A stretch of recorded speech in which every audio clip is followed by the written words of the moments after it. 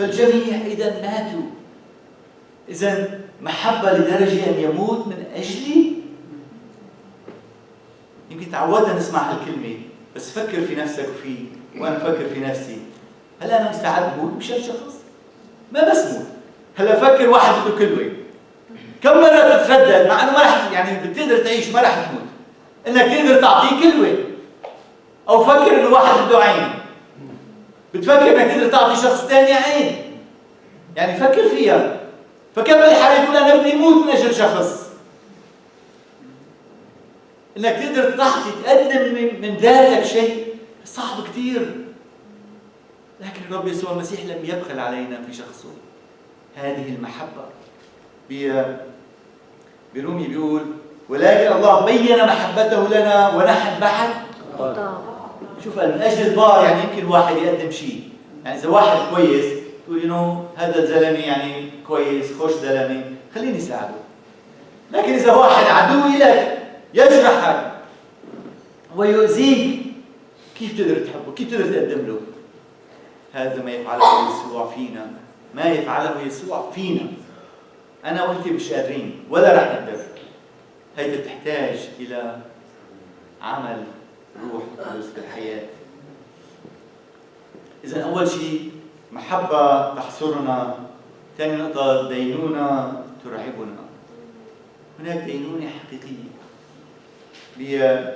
بيقول فإذ نحن عالمون مخافة الرب نقنع الناس. شوف فإذ نحن عالمون مخافة الرب إلى كذا تفسير. لما تقول مخافة الرب أحيانا بفكر إنه نحن ندرك يعني إنه هيبة الله نخاف الله. لكن تعرف التفاسير مش هيك. كثير إلى تفاسير تختلف وفاجأتني الآية. بيقول بالإنجليزي we know like the terror of God. يعني غضب الله معلن. نحن ندرك بأنه هناك دينونة معلنة. أنه هناك مخيف والوقوع بين يدي الله الحي. بعبرانيين بيقول وكما وضع للناس أن يموتوا مرة ثم بعد ذلك الدينونة.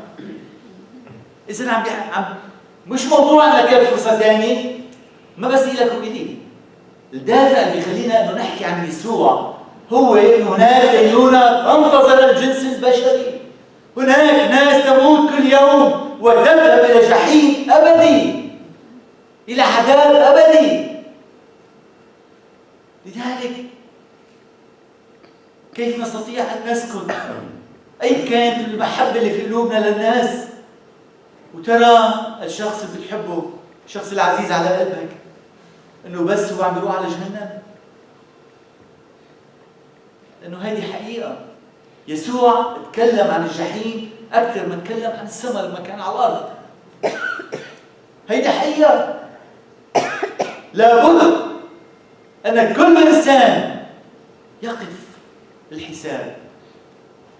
إما أن تحتمي في المسيح إما أن تقف لوحدك بدون المسيح. يا مسكين إذا بتوقف لوحدك وبتفكر إنه أعمالك رح تحميك أو بتفكر أي شيء في الكون رح يحميك. ما في اثنين رح يوقفوا مع بعض. كل إنسان يعطي حسابا عن نفسه ولا واحد عن شخص ثاني. ما تحط الحجة فلان وفلان وفلان وفلان. ما في حجج. كل واحد لوحده. هناك دينونة وهيدا حقيقة والكتاب يحكيها بشكل صريح.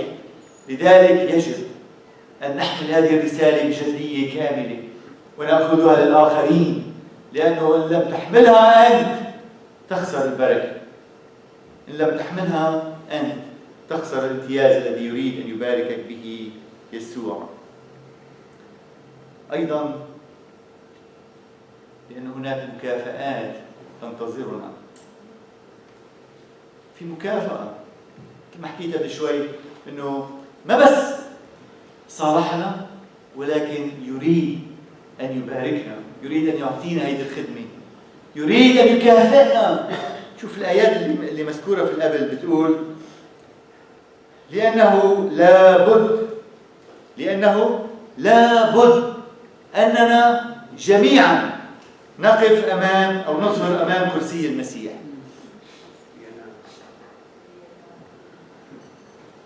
رسالة عم يحكيها هون للمؤمنين. عشان هيك عم يحكي أمام كرسي المسيح. العالم الغير مؤمن سيقف أمام العرش العظيم الأبيض للدينونة، والمؤمن سيقف أمام كرسي المسيح للحساب للمكافأة. سنقف أمام كرسي المسيح. مشان هيك برسالة يوحنا بيقول لكي لا نخجل منه في مجيئه. لما راح نوقف في يوم من الأيام قدام كرسي المسيح ونوقف واحد لواحد، شو رح يكون موقفنا؟ هل رح يقلنا نعم أيها العبد الصالح والأمين، كنت أمينا في القليل فأقيمك على الكثير؟ أم رح يقول لك ويقول لي شو عملت بالوزني؟ أعطيتك إياها. أعطيتك أنا خدمة المصالحة أعظم ما قدمته. تعرفوا لو تدرسوا رسالة السماء للرسائل بسفر الرؤيا، رسائل الكنائس السبعة، تعرفوا أكثر الجوائز أو أكثر المكافآت هي الحياة الأبدية. ينال الحياة، يأخذ الحياة. نحن بنفكر إنه موضوع بسيط. أعطانا خدمة عظيمة جدا، أعظم من كل ما في الكون. أعطانا هذه الخدمة اسمها خدمة المصالحة، وهي مش لبعض المؤمنين لكن لكل مؤمن، لكل من تصالح مع الله يحمل خدمة المصالحة. وفي يوم من الأيام رح يجي الرب يقول لك ويقول لي شو عمل بالخدمة؟ هل صلحت؟ هل قدمتها؟ بيقول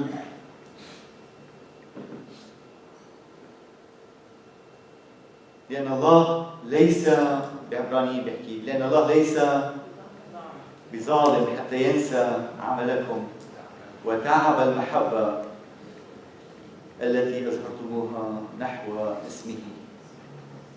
الله رح يتذكر، الله رح يكافئنا على كل عمل. شوف بكورنثوس الأولى بيقول فعمل كل واحد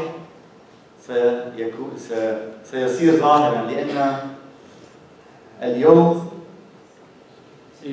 سيبينه لأنه بنار يستعلن ستمتحن النار عمل كل واحد ما هو. إن بقي عمل أحد قد بناه عليه فسيأخذ أجرة، إن احترق عمل أحد فسيخسر وأما هو فسيخلص كما بنار. آخر شيء بيقول وها أنا آتي سريعا. ما هيك الرب يقول وها أنا آتي سريعا وأجرتي معي لأجازي كل واحد كما يكون عمله. الرب رح يجي، آمين؟ معه الأجرة. الرب لا يخلي ولا واحد منا يخجل، لكن قل له يا رب أنا إليك. آمين؟ آمين.